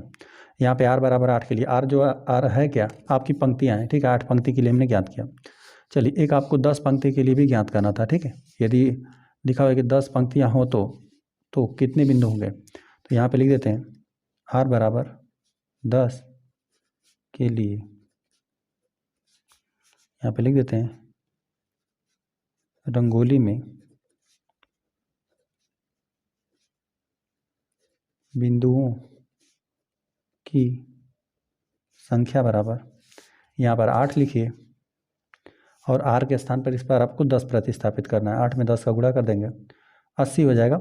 रंगोली में बिंदुओं की संख्या 80 रहेगी। तो यहाँ पर R पंक्तियों के लिए हमने रंगोली में बिंदुओं की संख्या 8 R ज्ञात कर दिया। वहीं पंक्तियों की संख्या जब 8 रहेगी तो उसमें बिंदुओं की रंगोली में बिंदुओं की संख्या कितना रहेगा, 64 रहेगा। वहीं जब पंक्तियों की संख्या 10 रहेगा तो यहाँ पे रंगोली में बिंदुओं की संख्या 80 रहेगी। आ जाते हैं प्रश्न नंबर 8 पे। प्रश्न नंबर 8 दे दिया है ना, लीला राधा की छोटी बहन है। लीला जो है यह राधा की छोटी बहन है, ठीक है। तो लीला छोटी हो जाएगी, राधा बड़ी हो जाएगी। लीला राधा से 4 वर्ष छोटी है। क्या आप लीला की आयु राधा की आयु के पदों में लिख सकते हैं? राधा की आयु x वर्ष है। आपको इस प्रकार से दो बहनों का चर्चा किया हुआ है। बोल रहा है ना कि लीला राधा की छोटी बहन है, तो राधा बड़ी है, लिख देते हैं यहाँ पे, राधा बड़ी है और यहाँ पे लीला जो है वो छोटी है। अब यहाँ पे दिया हुआ है ना कि लीला राधा से 4 वर्ष छोटी है। जो यहाँ पे लीला है वह राधा से 4 वर्ष छोटी है। मान लेते हैं कि यदि इसकी आयु 8 साल है तो अब इसका कितना हो जाएगा, 4 साल। इसी प्रकार से मतलब यहाँ से इससे 4 साल ये छोटी है। जो राधा बड़ी है और लीला छोटी है, इसका 4 वर्ष छोटा है, मतलब आयु छोटा है। यदि हम लोग मान लेते हैं इसका आयु 10 वर्ष है, मान लेते हैं इसका आयु 10 वर्ष है, तो यहाँ पे 10 वर्ष में से फिर आपको 6 वर्ष घटाना पड़ेगा, मतलब 10 वर्ष में से फिर 4 वर्ष घटाना पड़ेगा, ठीक है, क्योंकि 4 वर्ष छोटी है। तो यहाँ पे 6 वर्ष मिल जाएगा आपको लीला की आयु, ठीक है। तो यहाँ पे कोई भी यहाँ पर संख्या रहे, यदि इससे बात करेंगे तो इसमें जोड़ना पड़ेगा। हम लोग देख लेते हैं किसका दिया हुआ है। यहाँ पे राधा की आयु दिया हुआ है, ठीक है। तो राधा की आयु दिया हुआ है, तो यहाँ पे यक्स, तो हम लोग इसका कैसे प्राप्त करेंगे? यहाँ पे राधा बड़ी है और यहाँ पे लीला छोटी है। तो यहाँ पे इसमें इसकी जो भी आयु रहे 10 साल रहेगा। मान लेते हैं 10 साल था तो इसमें से 4 साल घटा दिया गया, ठीक है। 10 में से 4 घटाकर 6 प्राप्त कर दिया गया। यदि 8 साल रहता तो 8 में से हम लोग फिर 4 घटा देते हैं, क्योंकि 4 वर्ष छोटी है। तो यदि यहाँ पर मान लेते हैं x वर्ष है, यहाँ पर यह वेरिएबल है, चर है, इसका वैल्यू अभी आपको ज्ञात नहीं है, ठीक है। यही हमने बीजगणित में पढ़ना सीखा कि यहाँ पर अब चर के हिसाब से दे दिया गया है, तो इसमें से 4 वर्ष आयु कम कर दीजिए। इतना वर्ष है फिलहाल में, तो इसमें से क्या कर दीजिए, 4 वर्ष कम कर दीजिए, x ऋण 4 वर्ष हो जाएगा। हमने इसको बताया किस प्रकार से।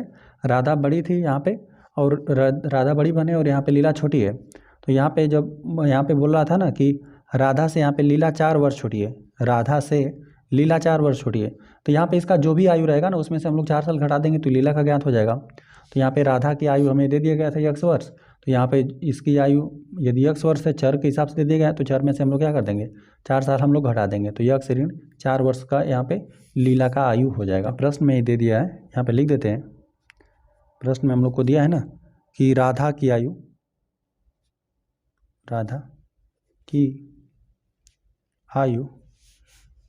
x वर्ष है, ठीक है। ये हमें प्रश्न में दे दिया गया है। यहाँ पे और हमें प्रश्न में दिया हुआ है ना कि लीला राधा से, राधा रहेगा, राधा से 4 वर्ष छोटी है। तो यहाँ पे जो भी इसका वर्तमान आयु, मतलब जो भी आयु है इसका, राधा का आयु है x वर्ष, तो इसमें से हम लोग 4 साल, यहाँ पे लीला छोटी है तो लीला का आयु हमें ज्ञात करना है, ठीक है। यहाँ पे क्या आप लीला की आयु राधा की पदों में लिख सकते हैं?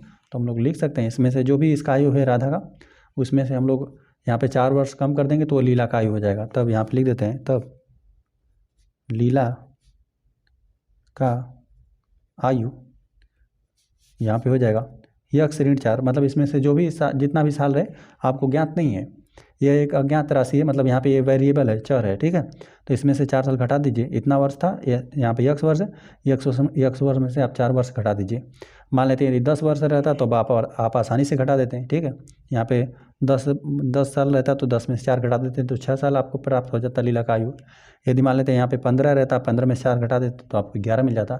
उसी प्रकार जिस प्रकार संख्याओं घटाते इस प्रकार से यहाँ पे वेरिएबल को भी आपस में घटाना है। तो यहाँ पे राधा की आयु x वर्ष करके दिया हुआ है, तो इसमें से हम लोग 4 वर्ष कम कर देते हैं, तो यहाँ पे हो जाएगा x ऋण 4 वर्ष। यहाँ पे जो लीला की आयु हो जाएगा x ऋण 4 वर्ष है। राधा की आयु x वर्ष दिया था और हमें प्रश्न में दे दिया गया था कि लीला राधा से 4 वर्ष छोटी है, तो यहाँ पे जो भी राधा की आयु रहेगी यहाँ से हमने 4 वर्ष कम कर दिया। तो यहाँ पे x था, वेरिएबल था, चर था, तो इसमें से हमने 4 साल घटा दिया, तो x ऋण 4 वर्ष आपको प्राप्त हुआ। तब लीला की आयु यहाँ पे x ऋण 4 वर्ष है, इतना हमने ज्ञात कर दिया। यही है लीला की आयु हमें ज्ञात करना था, जो कि अब राधा के पदों में है ना, जो कि यहाँ पे देख रहे हैं कि x है यहाँ पर, तो यहाँ पर भी अब x हो गया है, ठीक है।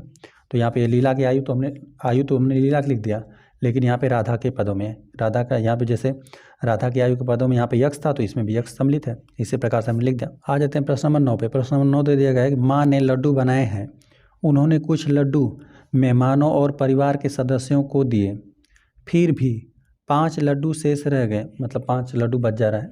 यदि माँ ने यह लड्डू दे दिए हों तो उसने कुल कितने लड्डू बनाए थे? कह रहा है ना कि जैसे कि जो माँ ने लड्डू बनाए थे ना, यहाँ पे यह लड्डू दे दिए हों। मान लेते हैं यहाँ पे जितने मेहमान थे, मेहमानों और यहाँ पे परिवार के सदस्यों को यह लड्डू दे दिए, मतलब इतनी संख्या जो भी रहे, यहाँ पे वेरिएबल चर करके दिया हुआ है, इसका वैल्यू ज्ञात नहीं है, और फिर भी 5 यहाँ पे शेष रह गया। तो दिया है प्रश्न में, तो उसने, माँ की बात कर रहा है, तो उसने कुल कितने लड्डू बनाए थे। यहाँ पे यह लड्डू इनको दिया गया है, मेहमानों और परिवारों को, तो यहाँ पे और 5 भी शेष भी रह गया है। यदि हम लोग ये प्रश्न में यदि ऐसा देता, कोई संख्या करके देता, तो आप तुरंत बता देते हैं कि यहाँ पर बताते हैं कि मान लेते हैं कि 50 लड्डू मेहमानों और परिवारों को दिए थे, ठीक है। तो आप ऐसे कहते हैं कि 50 लड्डू मेहमानों और परिवारों को दिए थे, और यहाँ पे बता दिया कि 5 लड्डू फिर भी शेष रह गया, ठीक है। तो यहाँ पे इसको जोड़ देंगे, ठीक है, क्योंकि यहाँ पर तो उसने कुल कितने लड्डू बनाए थे, तो इतना मान लेते हैं 50 लड्डू मेहमानों और सदस्यों को दे दिया गया था, और 5 शेष था, तो आप इन दोनों को जोड़ देते हैं, तो आपको पता चल जाता कि 55 लड्डू बनाए गए लड्डुओं की संख्या कितना था, 55 था। यदि मान लेते हैं कि माँ ने यदि 100 लड्डू मेहमानों और परिवार के सदस्यों को बांट दिया, 100 लड्डू यहाँ पे मेहमानों और परिवार के सदस्यों को बांट दिया, और यहाँ पे 5 शेष रह गया है, ठीक है। तो यहाँ पर सिंपली आप 5 जोड़ देते हैं, इसी प्रकार से करते हैं। लेकिन यहाँ पर माँ ने कितना लड्डू दिए हैं इन लोगों को, यल लड्डू करके दिया है, तो यल में इस प्रकार से 5 जोड़ दीजिए। यहाँ पे लड्डुओं की संख्या क्या हो जाएगी, यल प्लस 5 हो जाएगा। लिख देते हैं, माँ ने यल लड्डू मेहमानों तथा सदस्यों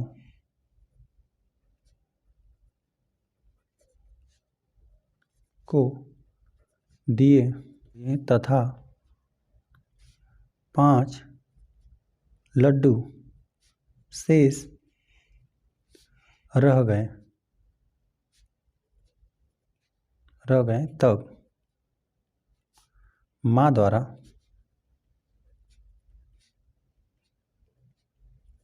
बनाए गए लड्डुओं की संख्या, माँ द्वारा बनाए गए लड्डुओं की संख्या यल प्लस 5 है, ठीक है। हमने क्यों जोड़ दिया, यदि मान लेते हैं यदि आपको कोई संख्या दिया रहता तो आप तुरंत बता देते हैं। यदि हम इस प्रकार से और संख्याएं हम ले लेते हैं, मान लेते हैं कि 20 लड्डू को मेहमानों और सदस्यों को दे दिया, ठीक है, और 5 लड्डू बचा, तो आप 20 में क्या कर देते हैं, 5 जोड़ देते हैं। इसी प्रकार से करना था, तो यहाँ पे चर करके दिया था, तो यहाँ पे यल में हमने 5 जोड़ दिया, बस जैसे दिया रहेगा जोड़ घटाना गुणा भाग आप कर देंगे, ठीक है। जिस प्रकार से यदि संख्याओं को करते हैं, मान लेते हैं यदि 15 लड्डू मेहमानों और सदस्यों को दे दें, तो शेष तो हमेशा 5 ही बचा हुआ है, ठीक है। बाकी यहाँ पर जितना भी संख्या रहे, ठीक है, जितना भी इन्होंने मेहमानों और सदस्यों को दिया है, यदि 15 लड्डू मेहमानों और सदस्यों को देते हैं, तो यहाँ पर इनका योग कर आप 20 प्राप्त कर लेते हैं, ठीक है। यदि मान लेते हैं 20 रहता, तो और यहाँ पे 20 सदस्यों और मेहमानों को दिए हुए, तो यहाँ पे 5 लड्डू और शेष बचा हुआ है, तो यहाँ पे जोड़ देते तो आपको 25 मिल जाता। उसी प्रकार से यदि यल लड्डुओं की संख्या को मेहमानों और सदस्यों में बांटा गया है, तो यहाँ पर 5 अभी शेष है, तो इसी प्रकार से आपको यल में क्या कर देना है, 5 जोड़ देना है। इतने ही लड्डू माँ ने कुल बनाए थे। यहाँ पर हमने लिख दिया माँ द्वारा बनाए गए लड्डुओं की संख्या यल प्लस 5 है। आ जाते हैं प्रश्न नंबर 10 से। प्रश्न नंबर 10 दिया गया है, संतरों को बड़ी पेटियों में से छोटी पेटियों में रखा जाना है। जब एक बड़ी पेटी को खाली किया जाता है तो उसके संतरों से 2 छोटी पेटियां भर जाती हैं और फिर भी 10 संतरे शेष रह जाते हैं। यदि एक छोटी पेटी में संतरों की संख्या को यक्ष लिखा जाए तो बड़ी पेटी में संतरों की संख्या क्या है। यहाँ पे कह रहा है ना कि यहाँ पे संतरा है, संतरा की यहाँ पे पेटियाँ हैं, बड़ी पेटी में से यहाँ पे छोटी पेटी में संतरों को रखा जाना है। तो यहाँ पे कह रहा है एक बड़ी पेटी को यदि आप खाली कर रहे हैं ना, तो यहाँ पे 2 छोटी पेटियाँ भर जाती हैं और यहाँ पे फिर भी 10 संतरे बच भी जाते हैं, ठीक है। इन बातों का ध्यान रखेंगे। और यहाँ पे दिया कि यदि एक छोटी पेटी में संतरों की संख्या कितना है, यक्ष है, तो बड़ी पेटी में संतरों की संख्या क्या है। आइए इसको हम फिगर बनाकर यदि आपको बताएंगे ना, तुरंत समझ में आ जाएगा। देखिए यहाँ पे दिया हुआ है ना कि एक बड़ी यहाँ पे पेटी है, यहाँ पर हम एक बड़ा पेटी बना देते हैं। मान लेते हैं कि यहाँ पर एक पेटी है, इसमें संतरे भरे गए हैं, ठीक है। अब यहाँ पे कह रहा है कि इसको खाली करना है, ठीक है। अच्छा, खाली करना है ना, तो यहाँ पे इसके जब आप सारे संतरों को निकाल देते हैं ना, इसमें संतरे भरे हुए हैं बड़ी पेटी में, तो यहाँ पर 2 छोटे छोटे तो पूरे भर जाते हैं। मान लेते हैं इस प्रकार से 2 यहाँ पे पेटियाँ हैं जो कि पूरी भर गई, ठीक है। यहाँ पेटियाँ आप इस प्रकार से बंद करके भी बना सकते हैं कि मान लेते हैं बंद है, पेटियाँ बंद है, तो यहाँ पे 2 पेटियाँ इस प्रकार से छोटी छोटी भर गई, ठीक है। बना देते हैं इस प्रकार से छोटी छोटी पेटियाँ भर गई और प्लस यहाँ पे 10 संतरा और बच गया, है ना। यही आपको प्रश्न में दिया हुआ है कि यहाँ पे बड़ी पेटियों में से छोटी पेटियों में भरना है संतरों को। तो यहाँ पे बड़ी पेटी को यदि खाली करते हैं ना, तो यहाँ पे 2 छोटी पेटियाँ भर जा रही हैं, 2 छोटी पेटियाँ भर जा रही हैं और 10 संतरा शेष भी बच रहा है। तो यहाँ पे इन दोनों का यदि हम लोग इनका योगफल करें, 2 छोटी पेटियों का और 10 यहाँ पे संतरों का, तो यही हो जाएगा बड़ी पेटी में संतरों की संख्या उसके बराबर आ जाएगा। यही आपको प्रश्न में दिया था कि यहाँ पर एक बड़ी पेटी है जो संतरों की बड़ी पेटी है, इसको यदि आप खाली करते हैं तो 2 छोटी पेटियाँ भर जा रही हैं और 10 संतरा शेष हो जा रहा है। और देखिए इसी का आपको वैल्यू दे दिया गया है, ठीक है, इसका आपको वैल्यू दे दिया गया है कि एक छोटी पेटी में संतरों की संख्या कितना है, यक्स लिया जाए। यदि इसी को वैल्यू को आप यक्स ले लेंगे तो यक्स हो जाएगा, यह भी यक्स और प्लस 10, ठीक है। यहाँ पर यह यक्स क्या है, छोटी पेटी में संतरों की संख्या है, तो यहाँ पे यक्स में एक्स जोड़ देंगे तो 2x हो जाएगा, जैसे संख्याओं में जोड़ते हैं 2x और प्लस यहाँ पे 10 हो जाएगा। यही आपको लिखना है, बड़ी पेटी में संतरों की संख्या कितना है, 2x प्लस 10 लिख देते हैं इसको, यही आपको लिखना है। यहाँ पे एक बड़ी पेटी है, बड़ी पेटी में छोटी पेटी में संतरों को भरना है। यहाँ पे 2 छोटे मतलब 2 छोटी पेटियाँ तो भर जा रही हैं पूरी तरह से, फिर भी 10 संतरा शेष बच रहा है। तो यहाँ पे जो छोटी पेटियों में संतरों की संख्या है, यहाँ पे इसके लिए यक्स दिया था, तो यहाँ पे यह यक्स हो गया। यहाँ पे छोटी पेटी में जो भी संतरों की संख्या है यह यक्स हो गया और प्लस 10 संतरा बच रहा था। तो यहाँ पे बड़ी पेटी में संतरों की संख्या क्या हो गया, यक्स, 2x प्लस 10। इसी को आपको नोट कर देना है, ठीक है। हम चलिए नोट कर देते हैं, लिख देते हैं, एक छोटी रहेगा पेटी में संतरों की संख्या आपको दे दिया गया है, यक्स है, आपको प्रश्न में ही दिया हुआ है। तब हम लोग लिख देते हैं, तब एक बड़ी पेटी में, बड़ी पेटी रहेगा, पहले पेटी लिखते हैं, पेटी में संतरों की संख्या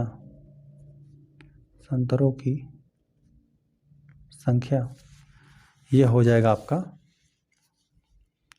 हमने ज्ञात किया 2x प्लस 10 प्राप्त हुआ। इसी प्रकार से ज्ञात हुआ, यहाँ पे छोटी पेटी में जो भी संतरों की संख्या है उसका 2 गुना करके 10 जोड़ेंगे, तब जाके एक बड़ी पेटी में जो भी संतरों की संख्या है उसके बराबर आप पहुँच पाएंगे, ठीक है। तो यहाँ पे 10वां प्रश्न हल हो गया। आ जाते हैं प्रश्न नंबर 11। प्रश्न नंबर 11 दे देगा है ना, तीलियों से बने हुए वर्गों के नीचे दिए हुए प्रतिरूपों को देखिए। आकृति यहाँ पर दिया हुआ है, यहाँ पे आकृति 11.16, तो 11.16 ही है आकृति, इन्हीं आकृतियों की बात कर रहा है। ये वर्ग अलग अलग नहीं है, कह रहा है ना कि यहाँ पे ये जो वर्ग बने हैं यह अलग अलग नहीं है, एक में ही। जैसे कि इससे पहले हम लोगों ने जो भी टी भी बनाना सीखा, यहाँ पे टी भी इस प्रकार से बनाकर आपको दिखा देते हैं।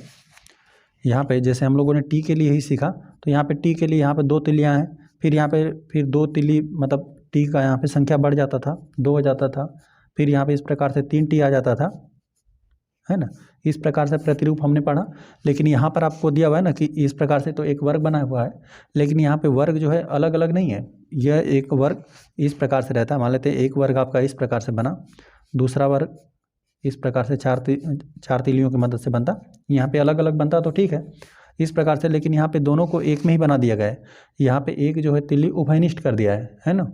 इसी प्रकार से इसमें भी देख रहे हैं तो उभयनिष्ठ कर दिया गया है। जो यह वाली तिल्ली है, इस वर्ग बन रहा है, यह वर्ग बन रहा है तभी भी इस तिल्ली का इस्तेमाल हो रहा है, जब यह वर्ग बन रहा है, यह वर्ग बन रहा है तभी भी इस तिल्ली का इस्तेमाल हो रहा है, ठीक है। यहाँ पर अलग अलग नहीं है, एक में ही दे दिया गया है। यहाँ पे 2 संलग्न वर्गों में एक तिल्ली उभयनिष्ठ है, उभयनिष्ठ है, आप देख रहे हैं कि यह वर्ग बन रहा है, यह वर्ग, तो यहाँ पे एक तिल्ली, यहाँ पे इसमें उभयनिष्ठ है, इसका इस्तेमाल इसमें इस वर्ग को भी बनाने में हो रहा है, इस तिल्ली का इस्तेमाल, और इस तिल्ली का इस्तेमाल इस वर्ग को भी बनाने में हो रहा है।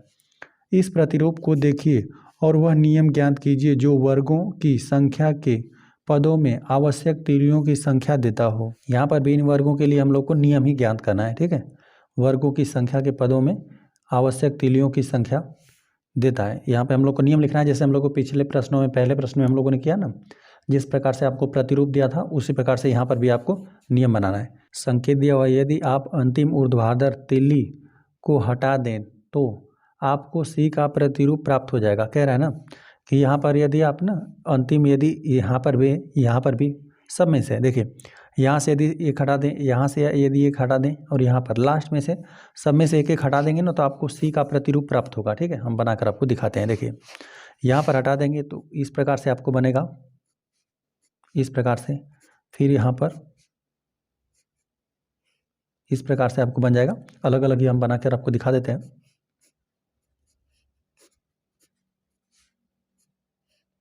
इस प्रकार से जब सी सी रहेगा तो हम लोग इसको ज्ञात कर पाएंगे, ठीक है। इनका यदि ज्ञात करना तो हम लोग तुरंत ही बता देते हैं, ऐसा तो हमने ज्ञात करना सीखा हुआ है। देखिए बस यह वाला हमने हटाया तिल्ली, तो यहाँ पे इस प्रकार से सी बना, ठीक है। अब यह वाला हम लोग तिल्ली हटा देंगे तो यहाँ पर आप देखेंगे कि इन तीनों तिल्लियों की मदद से सी बना, फिर इन तीनों तिल्लियों की मदद से सी बनेगा, ठीक है। ये जो लास्ट वाला हमने हटा दिया, यहाँ पर भी सी बन जाएगा, यहाँ पर भी सी और यहाँ पर भी सी बनेगा। यह वाला तिल्ली आपको हटाना है, लास्ट वाली तिल्ली इसको हटाना है। तो इस प्रकार से यह सी बनेगा, 3 तिल्लियाँ इस्तेमाल हुई, फिर यहाँ पर सी बना, 3 तिल्लियाँ इस्तेमाल, यहाँ पर भी उसी प्रकार से और यहाँ पर भी उसी प्रकार से। एक एक तिल्ली यदि नहीं रहता तो आप तुरंत ही इसका नियम लिख देते हैं ना। देखिए तो अब इनका यदि हमें नियम लिखना रहेगा तो क्या होगा, यहाँ पर यदि आवश्यक तिल्लियों की संख्या ज्ञात करना रहेगा तो हम लोग लिख देते हैं आवश्यक, लिखते हैं तिल्लियों की संख्या का यहाँ पर नियम हो जाता। यदि हम लोग मान लेते हैं एन है, इस प्रकार से एक तिल्ली का यदि हम लोग बात करते हैं तो 1 2 3 तिल्ली लगता, ठीक है। मतलब यहाँ पे एक सी यदि बनाना रहता, एक सी का प्रतिरूप बनाना रहता है तो 3 तिल्लियाँ लगती, 1 2 3। उसी प्रकार से 2 के लिए क्या हो जाता है, यहाँ पे 1 2 3, 1 2 3, 6 हो जाता, ठीक है। एक सी का प्रतिरूप बनाने के लिए 3 तिल्लियाँ, 2 के लिए 6, उसी प्रकार से इस प्रकार से 9। तो यहाँ पे 1 के लिए ज्ञात हो गया तो हम लोग इसी में क्या कर देते हैं, 3 का यहाँ पे गुणा कर देते थे, 3 एन हम लोग लिख देते थे। या फिर टी भी लिख सकते हैं, कोई भी वेरिएबल यहाँ पे कोई भी चर लिख सकते थे, जहाँ पे एन का वैल्यू कोई भी प्राकृतिक संख्या होता था, 1 से लेकर कोई भी धनात्मक संख्या हो सकता है। और एन है क्या, यहाँ पे जो सी के प्रतिरूपों की संख्या है, एन जो है वो सी के प्रतिरूपों की संख्या है। यदि एक आपको प्रतिरूप चाहिए तो यहाँ पे 1 में 3 का गुणा कर देंगे तो आवश्यक तिल्लियों की संख्या 3 ज्ञात हो जाएगी। यदि यहाँ पे सी का प्रतिरूप 2 चाहिए तो 2 यहाँ पे प्रतिस्थापित करेंगे, 3 में 2 का गुणा हो जाएगा 6, तो आवश्यक तिल्लियों की संख्या 6 आपको प्राप्त हो जाएगी, ठीक है। यदि सी के प्रतिरूपों की संख्या आपको 3 ज्ञात करना रहता है, यहाँ पे एन का वैल्यू 3 प्रतिस्थापित करते हैं तो आवश्यक तिल्लियों की संख्या 3 तिहाई 9 ज्ञात हो जाता। तो यहाँ पर आप सिंपली क्या करना है, यह वाला यहाँ पे आपको हटा देना है, ठीक है। यहाँ पे इसमें हम बताते हैं, यहाँ तो हमने अलग अलग करके बनाया हुआ है। यहाँ पर यदि हटाते हैं तो सी बन जाएगा, तो यहाँ पर सब में क्या करना पड़ेगा, 1 जोड़ना पड़ेगा। यहाँ पर यदि हम लोग इसको पूरा बंद कर दें तो एक इसमें बंद कर दिया, एक इसमें बंद कर दिया, एक इसमें बंद कर दिया, इसी प्रकार से दिया हुआ है। तो सब में दिया हुआ है तो इसी में क्या करना पड़ेगा, आवश्यक तिल्लियों की संख्या में 3 एन प्लस 1 करना पड़ेगा, एक और जोड़ना पड़ेगा, क्योंकि हम लोग सब में क्या कर दे रहे हैं, इस प्रकार से बंद कर देंगे तो आपको यहाँ पे 2 वर्ग मिल गया, ठीक है, बंद हो जाएगा। यहाँ पर भी जो वर्ग था यहाँ पे जैसे बंद हम लोग करेंगे 1 से तो यहाँ पे बंद हो जाएगा। तो इसी प्रकार से 3 एन प्लस 1 प्राप्त होगा। जो यहाँ पे वर्ग दिया हुआ है ना, इस प्रकार से बनाकर जो सटा कर दिया हुआ है, इसके लिए यदि हम लोग को नियम लिखना है तो आवश्यक तिल्लियों की संख्या 3 एन प्लस 1 हो जाएगी, या फिर 3 एक्स, मतलब चर कोई भी कर सकते हैं, एक्स भी आप कर सकते हैं चर, 3 एक्स प्लस 1 हो जाएगा। यहाँ पे लिखते हैं हम लोग, इस प्रकार सारणी भी हम लोग बना देते हैं, लिख देते हैं वर्गों की संख्या और यहाँ पे आवश्यक तिल्लियों की संख्या, आवश्यक तिल्लियों की संख्या, आवश्यक तिल्लियों की संख्या हम लिख दिया। यदि वर्ग की संख्या आपको 1 बनाना है तो यहाँ पर आप लिख सकते हैं 3 प्लस, यहाँ पर लिख देंगे 3 प्लस 1, इसका मतलब भी 4 ही हो जाएगा। यहाँ पे इसमें आवश्यक तिल्लियों की संख्या 4 है। इसी प्रकार से आपको 2 को लिखना है तो यहाँ पर आप लिख देंगे, इसमें कुल 7 लगेगा ना, तो यहाँ पे 3 3 6, यहाँ पे 6 में 1 जोड़ देंगे तो 7 हो जाएगा, लेकिन आप यहाँ पे प्लस करके लिख रहे हैं हम लोग, है ना। यहाँ पे देखिए प्रश्न में कितना तिल्लियाँ लग रहा है, 2, यहाँ पे वर्ग बन रहा है तो 1 2 3 4 5 6 7 लग, यहाँ पर हम लोगों ने 7 के लिए यहाँ पे 6 प्लस 1 लिख दिया, ठीक है। यदि वही वर्गों की संख्या यदि आप 3 बना रहे हैं तो यहाँ पे देख रहे हैं कितनी तिल्लियाँ लग रही, 3 तिहाई 9 और एक यहाँ पे 10। यहाँ पे हम लोग सी से ज्ञात कर ले रहे हैं, यहाँ पे 1 आपको कम कर देना है, 3 तिहाई 9 लगेगा और 9 में क्या करना पड़ेगा, 1 आपको जोड़ना पड़ेगा। तो यहाँ पे इसी प्रकार से यदि 4 है तो 4 में यदि वर्गों की संख्या 4 रहेगी तो इसमें आवश्यक तिल्लियों की संख्या कितना रहेगा, 3 3 6 3 9, 3 चौका 12, 12 में क्या करना पड़ेगा, 1 जोड़ना पड़ेगा आपको 13। यहाँ पर गिनेंगे भी तो आपको इसको यहाँ पे 13 मिलेगा। उसी प्रकार से आपको मान लेते हैं कोई आप वेरिएबल ले लीजिए, कोई चर ले लीजिए, आप यदि संख्या एन ले लेते हैं, यहाँ पे इसको आप किस प्रकार से लिख सकते हैं, यहाँ पे देखिए 3 है, 3 का 2 गुना हो रहा है, 3 दूना 6, 3 तिहाई 9, 3 चौको 12, तो अब यह गुणा हो रहा है, ठीक है। आप जब हम लोग शुरू में पढ़ रहे थे तो यहाँ पे जो भी संख्या लिखा रहता था उसका गुणा हो रहा था, है ना। लेकिन यहाँ पर क्या करना है आपको, 3 3 दूना 6, 3 तिहाई 9, यही वेरिएबल बढ़ रहा है, ठीक है। तो यहाँ पे 1 है तो यहाँ पर 3 है, तो यहाँ पे 2 है तो यहाँ पे 6 है, 3 है तो यहाँ पे 9 है, ठीक है। एक प्रश्न और है, हम लोग और करके प्रैक्टिस करेंगे। तो यहाँ पर 3 है तो यहाँ पे 3 गुना लग रहा है, तो यहाँ पे एन है तो यहाँ पे 3 एन प्लस 1 लिखना है, ठीक है। 3 एन प्लस 1 हमने एन करके लिखा है वेरिएबल, यहाँ पे लिख देते हैं आवश्यक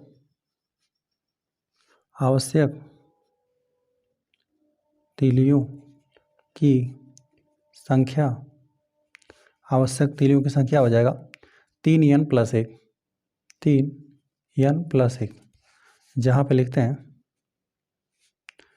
जहाँ n का मान हो जाएगा 1, 2, 3, कोई भी प्राकृतिक संख्या, ठीक है। और n का हम लोग यहाँ पे लिख भी देते हैं, n है क्या, n बराबर वर्गों की संख्या है, ठीक है। यही इसके लिए नियम हमने लिखा, यही फार्मूला लिखा। आप लिख सकते हैं वर्ग बनाने में आवश्यक तीलियों की संख्या, इस प्रकार से भी लिख सकते हैं। तो आवश्यक तीलियों की संख्या में 3n + 1 मिला है ना। यदि आपको वर्ग की संख्या 1 बनाना है तो यहाँ पे वैल्यू आप 1 प्रतिस्थापित कर देंगे, 3 में 1 का गुणा हो जाएगा, 3 हो जाएगा, 3 में 1 जोड़ देंगे तो 4, आपको यहाँ पर 4 प्राप्त हो जाएगा, ठीक है। वहीं इसको यदि आपको वर्गों की संख्या 2 ज्ञात करना रहेगा तो यहाँ पर 2 प्रतिस्थापित करेंगे, 2 3 6 हो जाएगा, 6 में 1 जोड़ देंगे तो आपको 7 मिल जाएगा, ठीक है। यदि इनका योगफल लिखना रहता तो यहाँ पे हो जाता 4, यहाँ पर हो जाता 7, यहाँ पर हो जाता 10, ठीक है, यहाँ पे हो जाता 13 बराबर यहाँ पे 13, ठीक है। यह इसी प्रकार से रहता, ठीक है। तो यही आवश्यक तीलियों की संख्या के लिए हमने जो नियम निकाला यही है, 3n + 1 है। और जहाँ n क्या है, वर्गों की संख्या है, जितने भी वर्ग चाहिए यहाँ पे n का वैल्यू प्रतिस्थापित आप कर सकते हैं। यदि मान लेते हैं कि वर्गों की संख्या 5 रहती तो उसमें तीलियाँ कितनी रहती, तो 5 × 15 = 16 हो जाता। यहाँ पे आवश्यक तीलियों की संख्या 16 ज्ञात होती। आ जाते हैं प्रश्न नंबर बी पे। प्रश्न नंबर बी दे दिए गए आकृति 11.7, इस आकृति की बात कर रहा है, तीलियों से बना त्रिभुजों का एक प्रतिरूप दर्शा रही है। यहाँ पे प्रतिरूप बना गया है, यहाँ पे पैटर्न बना हुआ है तीलियों से। यहाँ पे दिया हुआ है कि त्रिभुजों, यहाँ पे त्रिभुज जैसा बना हुआ है। यहाँ पे दिया उपरोक्त 11a की तरह, जैसे यहाँ पर पहले प्रश्न में किया आपने, ए वाले प्रश्न में जिस प्रकार से किया की तरह, वह व्यापक नियम लिखिए जो त्रिभुजों की संख्या के पदों में आवश्यक तीलियों की संख्या देता है। यहाँ पे आवश्यक तीलियों की संख्या के लिए हम लोग को नियम लिखना है। तो यहाँ पर देखिए, यहाँ पर देख रहे हैं ना, तो यहाँ पर भी 3 बना है, मतलब 3 तीलियों का इस्तेमाल करके एक त्रिभुज बना है। अब यहाँ पर देखिए 1 2 3 4 5, यहाँ पर 5 तीलियाँ इस्तेमाल हो रही है। ऐसा नहीं है कि यहाँ पर त्रिभुज में 3 तीलियाँ हैं तो फिर यहाँ पर फिर 6 तीलियाँ रहता तो हो जाता, हम लोग आसानी से नियम लिख देते हैं। लेकिन यहाँ पर देख रहे हैं 1 2 3 है, तो यहाँ पर 1 2 3 4 5 ही है, यहाँ पर लिख देते हैं 3 है तो यहाँ पर 5 है। और यहाँ पर बात करते हैं 1 2 3 4 5 6 7, तो यहाँ पर 7 है। यहाँ पर बात करेंगे तो 1 2 3 4 5 6 7 8 9, यहाँ पर तीलियों की संख्या 9 इस्तेमाल करके यहाँ पर कुल त्रिभुजों की संख्या 4 बनाया गया है, ठीक है। जैसे आपने इस प्रश्न में किया, एक तीलियाँ कम कर दिया क्योंकि इसमें उभयनिष्ठ थे, उसी प्रकार से इसमें भी आपको कर देना है। एक तीलियाँ यदि आप कम कर देंगे ना, एक एक तीलियों को कम कम करके लिख देंगे ना, तो आप आसानी से फार्मूला प्राप्त कर पाएंगे। देखिए हम इसको लिखते हैं, 3 को और क्या लिख सकते हैं, आपको 3 को आप 2 + 1 लिख सकते हैं, इसको हमने इस प्रकार से लिख दिया। 5 को हम लोग क्या लिख सकते हैं, 4 + 1 लिख सकते हैं। 1 को अलग अलग कर दीजिए, यदि 1 को अलग अलग कर देंगे ना तो आप यहाँ पे आकृतियाँ कुछ और पा जाएंगे। यहाँ पे मान लेते हैं आप भी बना देते हैं, एक मान लेते हैं, एक तीली आप कम कर देंगे तो यहाँ पे इस प्रकार से आपको प्राप्त हो जाएगा, 1 भी मिलेगा, फिर आपको 2 भी मिलेगा, ठीक है, जिसमें कुल 4 तीलियाँ होगी। यहाँ पर कुल, यहाँ पे तीसरे वाले में बात करें तो 1 2 3, इस प्रकार से 3 भी मिलेगा, ठीक है, अलग अलग हो जाएगा सब। यहाँ पर हम तीलियों की मदद से ही आपको बताते हैं, है ना। 5 को क्या लिख सकते हैं, 4 + 1 लिख सकते हैं। यहाँ पे 7 को हम लोग क्या लिख सकते हैं, 6 + 1 लिख सकते हैं। 9 को हम लोग क्या लिख सकते हैं, 9 बराबर 8 + 1 लिख सकते हैं। तो यहीं से आप फार्मूला बना लीजिए। देखिए यहाँ पे 2 हो रहा है, 4 हो रहा है, 6 हो रहा है, फिर 8 हो रहा है, ठीक है। तो यहाँ पे 2 x लिख दीजिए, ये आप कोई भी यहाँ पे वेरिएबल लिख सकते हैं, x या n लिख सकते हैं। तो यहाँ पे 2x + 1 हो जाएगा, यही हो जाएगा आवश्यक तीलियों की संख्या। x के स्थान पर यदि 1 प्रतिस्थापित करेंगे तो 3 मिलेगा, x के स्थान पर यदि 2 प्रतिस्थापित करेंगे तो आपको 5 मिलेगा, 3 प्रतिस्थापित करेंगे तो 7, और यहाँ पे 4 प्रतिस्थापित करेंगे तो यहाँ पे 9 मिलेगा। इसी प्रकार से यदि आप 4 का हो गया, ठीक है, 5 का यदि ज्ञात करा देता तो यहाँ पे 11 तीलियों का आवश्यकता होता, यदि इसी प्रकार से आप आकृति बना रहे हैं तब, ठीक है। आपको इसी प्रकार से लिखना है ना। तो यहाँ पर भी हम लोग चलिए भर देते हैं, लिख देते हैं ऊपर हम लोग त्रिभुजों की संख्या, त्रिभुजों की संख्या आवश्यक तीलियों की संख्या,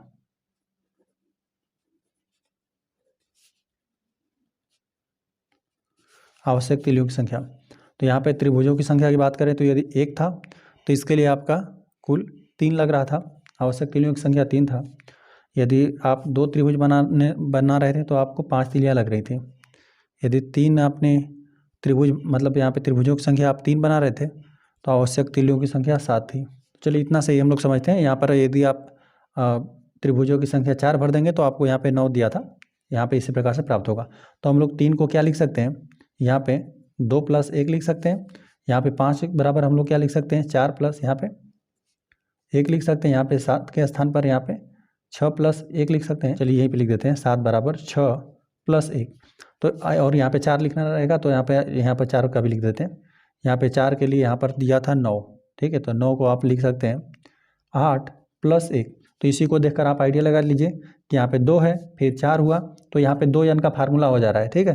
यहाँ पे 2n का, यहाँ पे 2, 4, 6, 8 इस प्रकार से रहेगा, तो 2n हो जाएगा। यहाँ पे x के लिए हम लोग लिख देते हैं, यदि त्रिभुजों की संख्या मान लेते हैं या आप x करते हैं, ठीक है। कोई भी वेरिएबल यहाँ पे लिख सकते हैं। तो यहाँ पे हो जाता 2x + 1 हो जाता, 2x + 1।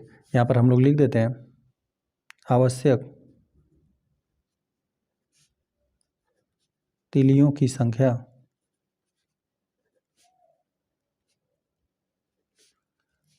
बराबर 2x + 1।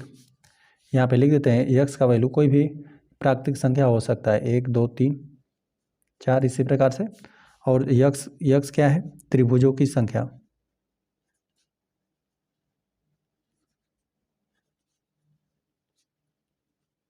ठीक है। जो आपको प्रश्न में आकृति दे दिया गया था उसमें से हमने यदि एक एक तिली आप कम कर दे रहे थे तो यहाँ पे भी करके प्राप्त हो जाएगा आपको, ठीक है। यहाँ पे एक मतलब यहाँ पे 2 तिली और फिर यहाँ पे 4 तिली, यहाँ पे फिर 6 तिली। देखिए यहाँ पे 2, फिर 4, फिर 6, फिर 8 इसी प्रकार से आ जाएगा।